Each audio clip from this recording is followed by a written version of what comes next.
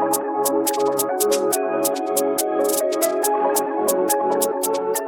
up, y'all, and welcome back to Pure Glass Podcast, my creative space where I keep things all the way transparent about these movies. Alright, y'all, so in this video, we are going to get into Mrs. Doubtfire, and I'm going to dive straight in because I have so much to talk about with this movie.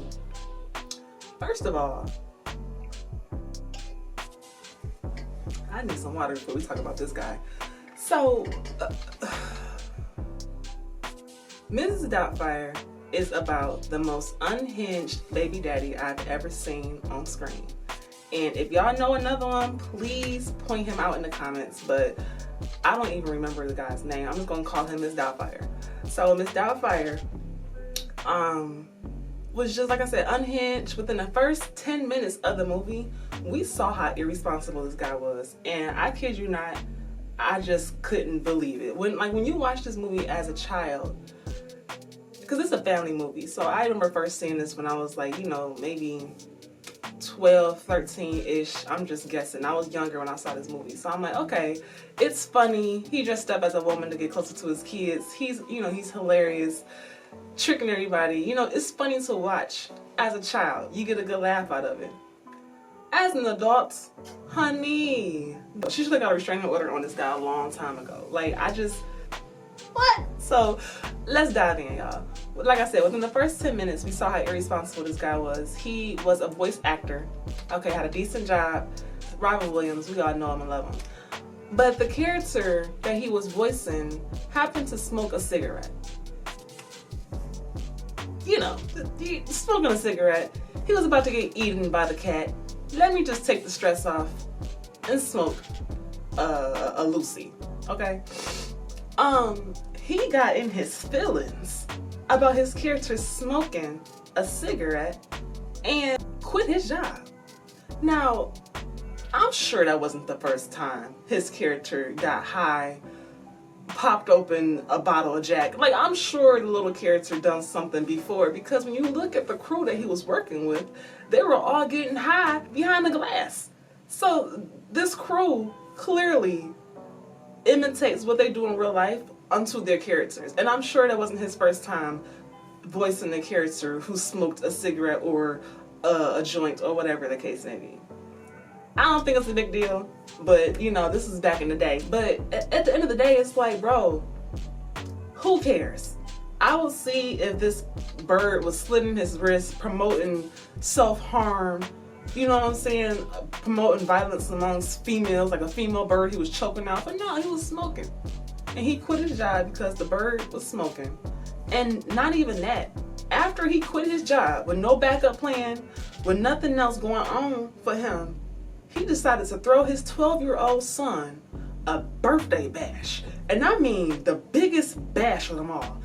Usually you have these type of parties for a sweet 16, maybe a going away party, graduation party, maybe 21, but usually you just go get a drink legally at that age.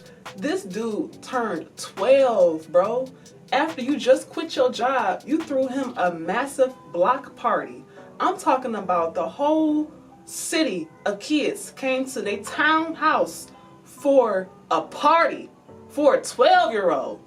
I can't make this up. He had petting zoo. There was animals there. It was a petting zoo. He had clowns, kids doing acrobats, jumping off chandeliers and ceilings. He had a whole little spinning thing with bubbles inside the house. This dude was doing the most. Dig this. I forgot this part too. When he was telling his son he had a party set up, he was getting geeked up because the mom wasn't going to be home for 4 hours. You heard what I just said, right? Y'all heard me list all the things he threw for his 12-year-old son's party. The setup itself had to have taken 4 hours. What makes you think you're going to enjoy the party and then have it cleaned up in 4 hours before your wife gets home? Nothing logical was going on through this guy's mind. I can just imagine what it was like to be married to this clown, because he was just a whole actor himself, just goofy. So I'm like, oh my goodness, watching this as a grown woman, I'm like, damn, I will be scared if that was my baby daddy. And I already have a shitty one now, but I can't. I can't. Honestly, like, again, when you watch this movie, you're younger, you want to judge the neighbor because she nosy and she calling, you know, the wife to snitch. Hell no. At this big age, I would do the same things. Why on earth are you next door having a block party at 3 o'clock in the afternoon for some kids? No, I'm trying to read the book. I'm trying to read my book. I'm trying to watch the news. I'm trying to do me over here, meditate. And you having a big fucking party with kids? No, I will call your wife too. Okay, like, no, you got me fucked up. And he had the nerve, like, when the wife got home, you know, when she got the news from the neighbor, that's embarrassing. When she got home, he had the nerve to argue with her, like he was defending himself because he felt like he was right.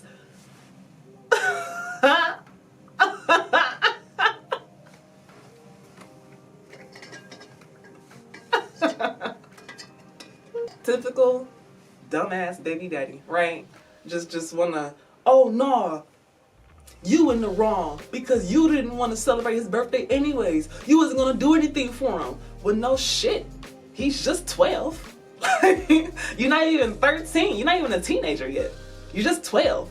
Give him some money, send him off to the movies with his friends, let him play some games. He's 12. All that he did was extra, and he should have just sat there on the couch and listened to her yell at his ass because he was wrong on so many levels. But no, he felt like he had to defend his actions because he's right. He's a man. Get out of here. After they got the divorce and they went their separate ways, you know, she did what she had to do. She did the right thing because he was a lunatic. He took his insanity a step further, y'all, and decided to become a woman because he knew that his wife would need a nanny. He decided to become a woman to stay in his kids' lives. Now, you know, he can't be that crazy by himself. You know, it makes sense that he would go to his brother to help him transform because who else would you go to? You know, apple don't fall too far from the tree. So he had no other person to call who would condone his bullshit, but his blood, his own flesh and blood. Yeah, he called his brother and he got him to transform him so he can trick off his ex. That's literally what he did. And yeah, I can't make that up. You turned yourself into a woman, an old woman, so you can trick off your ex because she was paying you to be the nanny, I'm sure. Wow.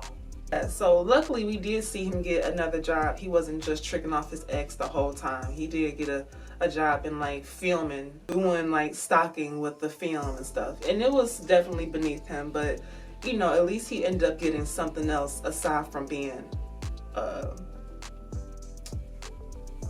woman. He got caught up in both worlds, you know, when he tried to become an actor on like the set that he was working on. I talked to the boss guy, finessed his way to have a lunch or dinner with him. At the same time, he had a dinner with his nanny family. Yeah, this is what happens when you try to do too much and you try to live up this lie and juggle two different worlds at once. Not only did he expose himself, but he tried to kill old dude at the dinner table. And this was the same night that he got exposed too. Just crazy how karma works. So he tried to kill him with pepper. Now, one thing you don't do is mess with people's allergies. Now, this is something you do to like maybe someone you just can't fucking stand. Or I don't know, your worst enemy maybe. But that guy, he didn't even do nothing to you. He just did what you couldn't do because you wanted to be a child. Okay? That's it. And you wanted to be a woman. So he just stepped in and started treating your wife better. And you tried to kill him with pepper. Now, I would have definitely proceeded with the restraining order. And I would have, you know, continue with the monitor visits because what he did was strictly insane. And I'm actually proud of her character for doing what she did because it may seem extreme, but what he did to continue to be in his children's lives was extreme. I can't think of any baby daddy in this day and age who would turn themselves into Big Mama so they can keep watching their kids.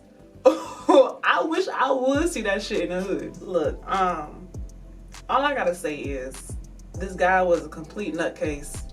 And I think he even got way too comfortable being a woman, because when he got the actor job, he was Miss Doubtfire. Y'all get what I'm saying? Like he never came out of character. Love Miss Doubtfire. Again, it's like a family classic.